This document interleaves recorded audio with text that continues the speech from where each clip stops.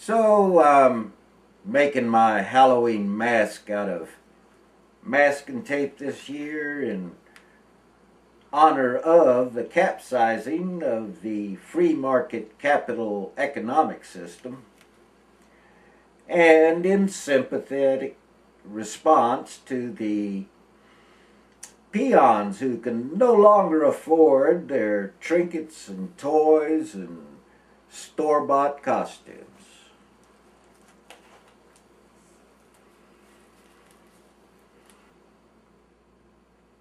Seems that the holiday spirit has inflicted itself all throughout our society this year.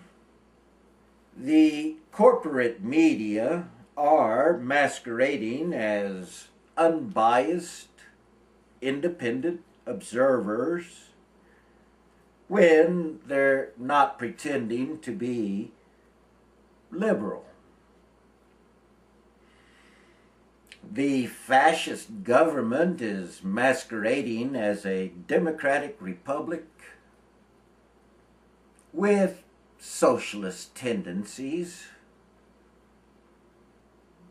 Pandering McCain is masquerading in his old worn-out maverick costume. Neoliberal Obama is masquerading as the voice of the common man when he's not masquerading as an anti-war candidate. The majority of the voting public will stumble out in their zombie regalia, just headed in one of the two major directions.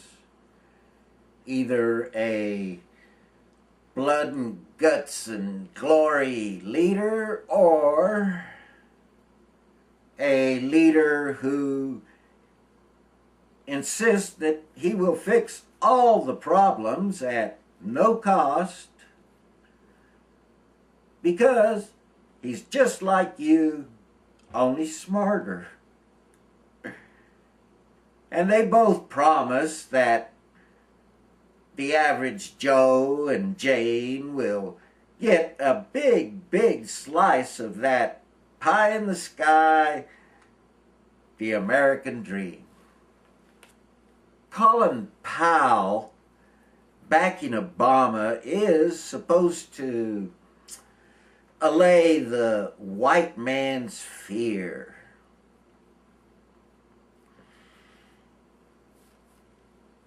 Now, the first time I heard about Colin Powell was when he was covering up the My Lai massacre in Vietnam. Second time was when he was covering up the Iran-Contra scandal. And the last time I remember him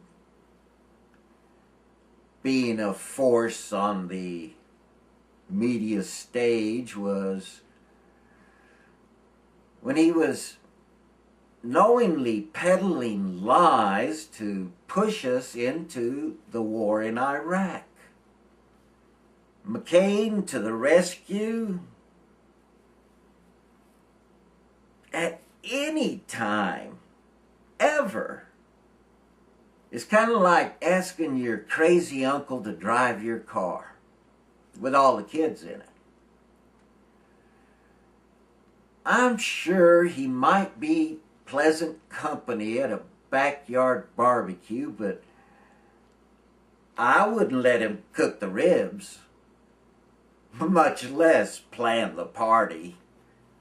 And speaking of parties, there's some storm clouds coming, gonna disrupt the festivities of the last 100 years. The brown people of the world are starting to complain. They seem to claim the ground they live upon. Not any more content with trinkets. It seems they like their forest green, and fear no longer serves to keep the lid on. Demanding decent prices and control of the ground we need to fuel our war machines. How can we keep them down if that oil stays in the ground? We need cheap fuel to dominate the world, it seems. Even laser-guided missiles need a mode of transportation. Hell, our cell phones need a mineral only found in brownfield nations. It's a scary situation Uncle Sam is in. New World Order pulling one way while the natives have their own say. Since the power of the forest is built on money, who will win? Money counts on faith, believing it has value, and it's obvious that its value's mostly gone. As we all must pick a side, I choose to let my values ride along with those who hold that nature rules. Put me on the side respecting Mother Earth, accepting our brief tenure means that we can never own. The most that we can be is to husband what we see, becoming nothing more than simply tools.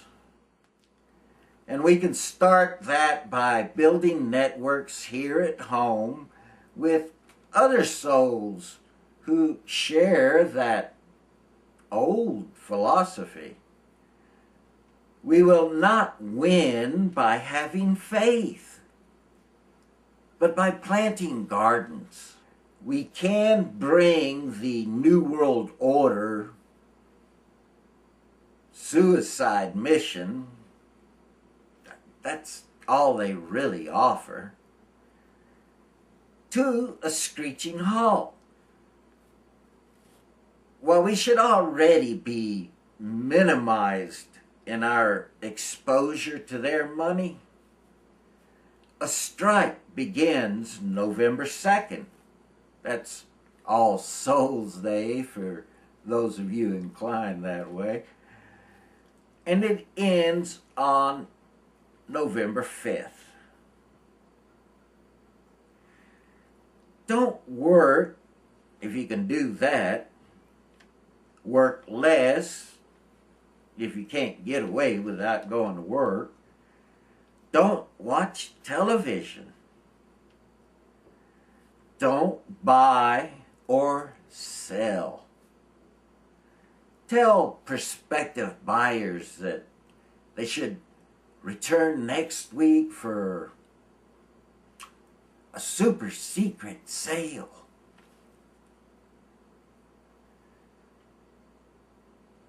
The following week, just tell them that management screwed you over and misled you. They'll understand that.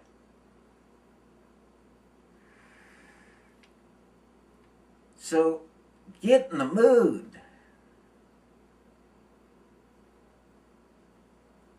Resist with a smile.